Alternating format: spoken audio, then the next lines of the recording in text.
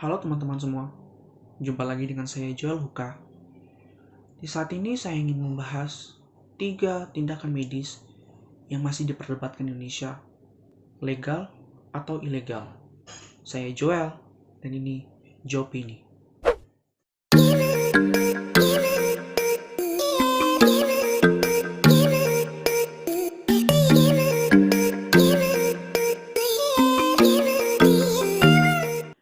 Tindakan medis adalah suatu tindakan profesional yang dilakukan oleh dokter dengan tujuan untuk menjaga, memelihara, dan memulihkan serta menghilangkan penderitaan dari pasien yang mengalami tindakan medik tersebut.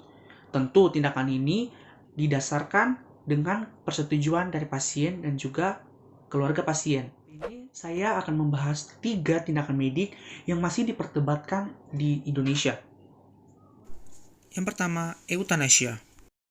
Istilah euthanasia muncul sejak tenaga kesehatan diperhadapkan dengan keadaan di mana pasien dalam keadaan sekarat itu tidak peluang untuk sembuhnya itu sudah sangat kecil dan dia itu dalam keadaan yang menderita, atau di lain sisi pasien tersebut tidak sadarkan diri dan keluarga tidak tega untuk menyaksikan penderitaan yang dilalui oleh pasien tersebut. Untuk itu, keluarga atau pasien tersebut meminta kepada dokter untuk memperpendek kehidupannya dan mempercepat kematiannya demi mengakhiri penderitaan yang pasien tersebut rasakan. Disinilah istilah euthanasia muncul. Euthanasia sendiri berasal dari bahasa Yunani, yaitu eu dan thanatos. Eu artinya baik dan thanatos artinya kematian. Maka dari itu, euthanasia diistilahkan bukan untuk menyebabkan kematian, tetapi untuk meringankan penderitaan seseorang yang sedang menghadapi kematiannya. Dr. R. Suprono dalam Prakorso 1984, beliau menjabarkan euthanasia menjadi 4 jenis.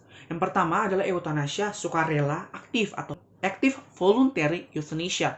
Ini terjadi ketika pasien secara sadar meminta atau memberi persetujuan untuk dilakukan tindakan yang secara langsung menyebabkan kematian. Misalnya, tindakan secara langsung menyebabkan kematian itu kayak diberikan obat yang dapat mempercepat kematiannya, kayak racun.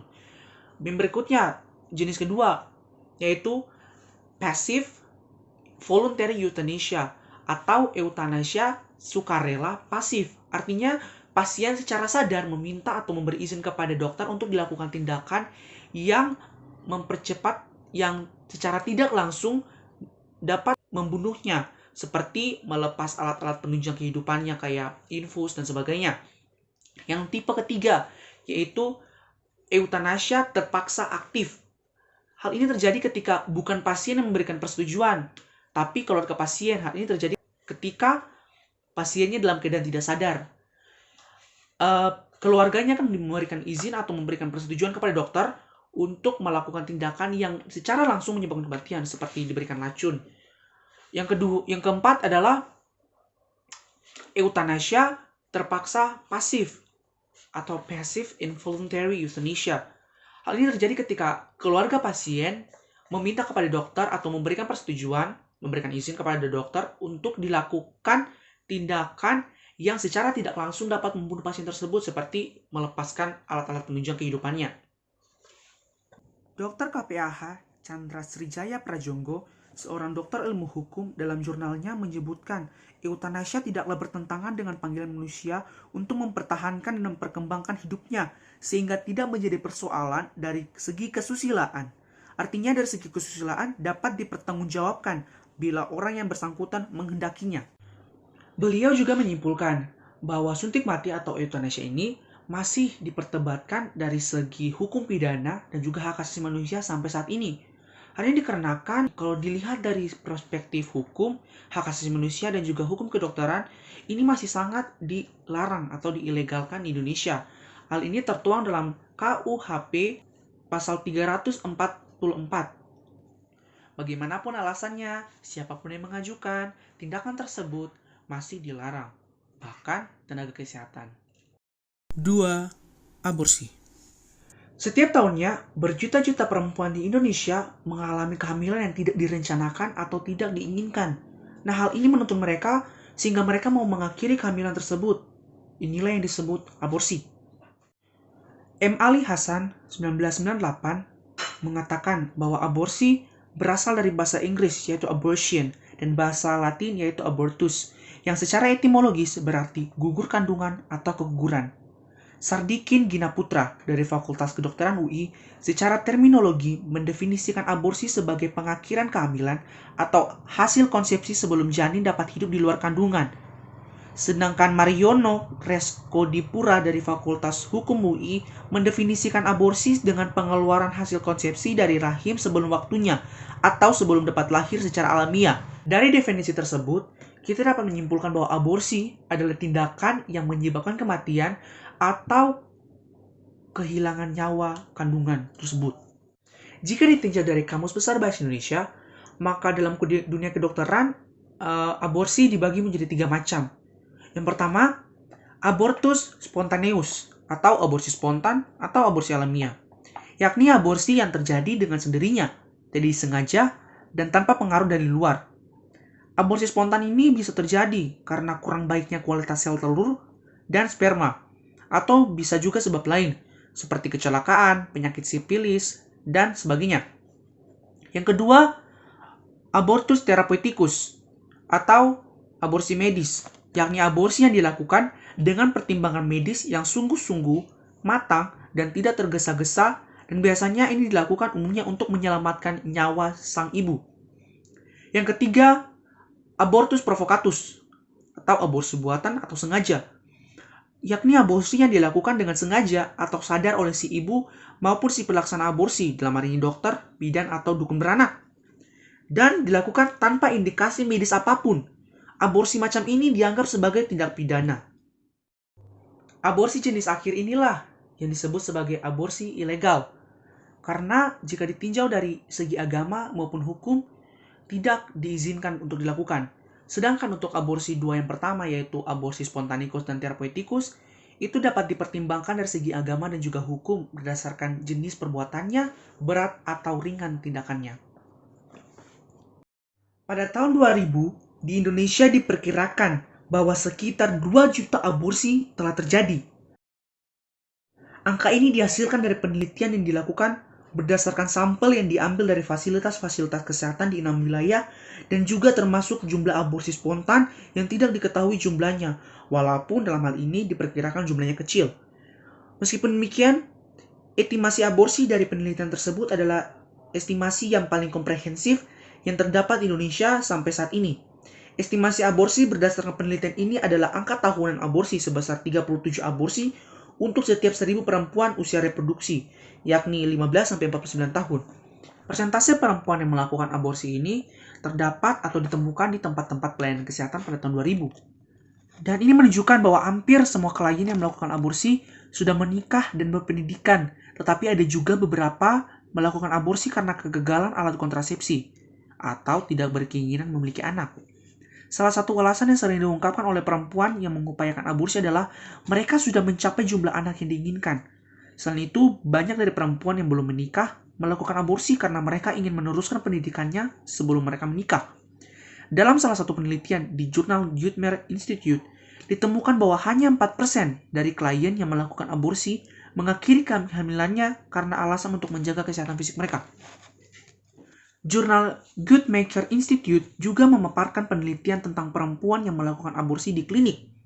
Dan itu hanya 38% melaporkan bahwa prosedur yang digunakan adalah aspirasi vakum yang merupakan prosedur yang aman dan metode yang sudah terjamin untuk aborsi pada kehamilan dini atau dilitasi kuret, metode efektif tetapi tidak sama metode aspirasi vakum. Sebanyak 25% dari klien menggunakan pengobatan oral dan pijat agar terjadi pengguguran. 13% menerima suntikan untuk pengguguran kandungan, 13% memasukkan benda asing ke dalam vagina atau rahim, dan 4% melakukan aborsi dengan cara akupuntur. Aborsi yang tidak aman tidak direkomendasikan karena bisa terjadi komplikasi-komplikasi yang tidak diinginkan, bahkan kematian. Jurnal Guttmacher Institute juga menjelaskan bahwa pandangan-pandangan tentang aborsi di Indonesia banyak dipengaruhi oleh agama. Bila banyak tokoh agama yang tidak setuju dengan aborsi karena alasan yang akan mengganggu sekolah atau dapat mempengaruhi keadaan kesehatan kejiwaan sang ibu, lebih banyak proposisi tokoh agama Islam dibanding Kristen yang menyetujui tentang hal ini. Tidak ada tokoh agama Kristen yang setuju dengan pengguguran kandungan karena alasan kegagalan kontrasepsi. Tetapi beberapa tokoh agama Islam menyetujui hal ini. Dikarenakan tokoh agama Islam dalam pandangan mereka tentang aborsi berbeda tergantung aliran yang diikutinya. Aliran pertama yaitu aliran Imam Hanafi menyetujui dilakukannya aborsi sampai 120 hari setelah konsepsi. Sementara aliran kedua yaitu aliran Syafi'i percaya bahwa aborsi hanya dapat dilakukan dalam kurun waktu 40 hari setelah masa konsepsi. Jika Dilakukan kurang dari hari-hari tersebut, maka aborsi sudah dilarang atau diilegalkan. Muhammad Saifullah dalam jurnalnya pada tahun 2011 menyimpulkan bahwa aborsi bukan hanya masalah tentang medis atau kesehatan masyarakat, tetapi aborsi adalah masalah sosial karena manusia mengekor pada peradaban barat.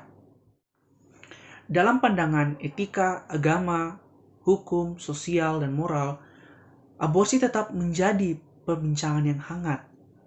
Tapi pada titik tertentu, dalam pandangan agama, hukum, dan moral serta etika, aborsi adalah hal yang diilegalkan. Karena bagaimanapun, aborsi adalah tindakan yang mengambil nyawa seseorang, yaitu nyawa janin yang mempunyai hak untuk hidup. Legalisasi aborsi sekali lagi bukan kebijakan yang baik. Karena jika ditinjau lagi, biarpun aborsi yang aman sekalipun, masih ada resiko kematian yang mengintai. Masih juga ada resiko-resiko pasca aborsi yang mengintai untuk keselamatan si perempuan. Meskipun demikian, pintu aborsi tidak harus ditutup rapat.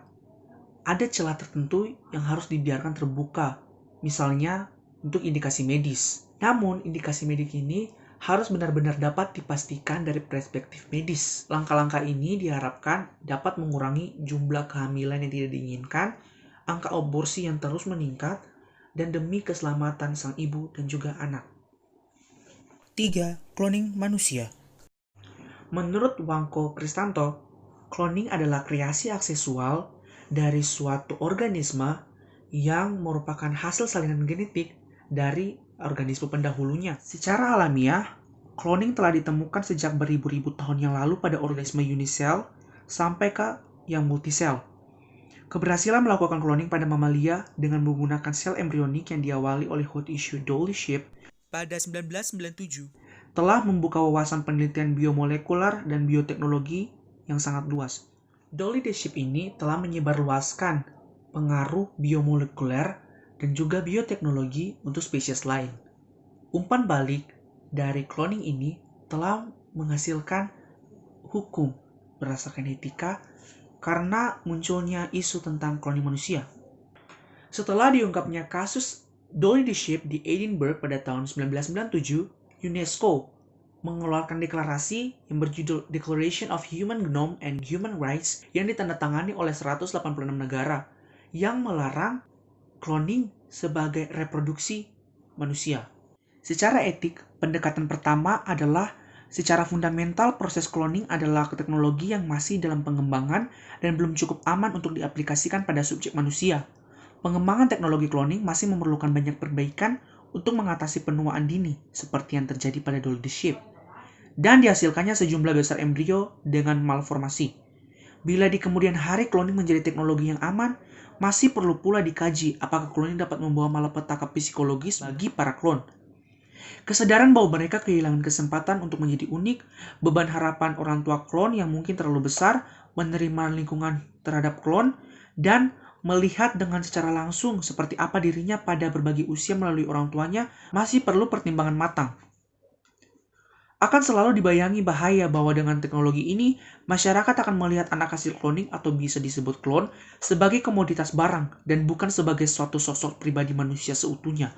Komoditas tersebut dapat diperdagangkan untuk kepentingan transplantasi organ, tenaga kerja, kemiripan bentuk fisik dengan seorang figur, maupun eksploitasi lainnya. Pada Undang-Undang Nomor 36 Tahun 2009 Pasal 65 disebutkan bahwa pengambilan organ dan atau jaringan tubuh dari seorang donor harus memperhatikan kesehatan yang bersangkutan dan mendapat persetujuannya. Persetujuan pendonor dalam keadaan yang tidak cakap hukum karena satu dan lain hal juga membuat cloning bukan teknologi yang dapat digunakan untuk alasan. Di pihak lain, teknologi sel punca mungkin merupakan jawaban atas problematika tertentu di bidang pelayanan kedokteran di mana hal ini telah diatur dalam Undang-Undang Nomor 36 Tahun 2009 Pasal 70. Terdapat dua cara untuk melakukan cloning. Yang pertama adalah artificial embryo twinning dan somatic cell nuclear transfer atau SCNT. Dalam pandangan saya sendiri, yang pertama untuk euthanasia. Euthanasia ini tindakan menurut saya harus tetap diilegalkan. Karena ketika seseorang melakukannya, anggap saja bahwa dia sudah tidak memiliki Tuhan. Karena pada prinsipnya, Tuhan yang mencipta dan Tuhan yang mengambil. Jadi kita harus membiarkan rencana Tuhan yang terjadi pada pasien tersebut. Lain cerita kalau misalnya ada pemikiran bahwa Tuhan menggunakan kita untuk mengambil nyawa seseorang. Menurut saya, untuk mengambil nyawa itu sudah tugasnya Tuhan, bukan tugasnya manusia. Yang kedua, untuk hal aborsi. Aborsi ini, menurut saya, untuk ilegal dan tidak ilegalnya, tergantung pada kondisi dari si ibu. Jika si ibunya harus secara medis harus dilakukan aborsi, ya tidak apa-apa. Tapi kalau misalnya aborsi dilakukan karena alasan yang tadi disebutkan seperti tidak mau memiliki anak, menurut saya hal tersebut sangat dilarang dalam agama dan juga moral manusia. Yang terakhir, cloning. Menurut saya, cloning, dalam hal ini cloning manusia, adalah hal yang harus diilegalkan.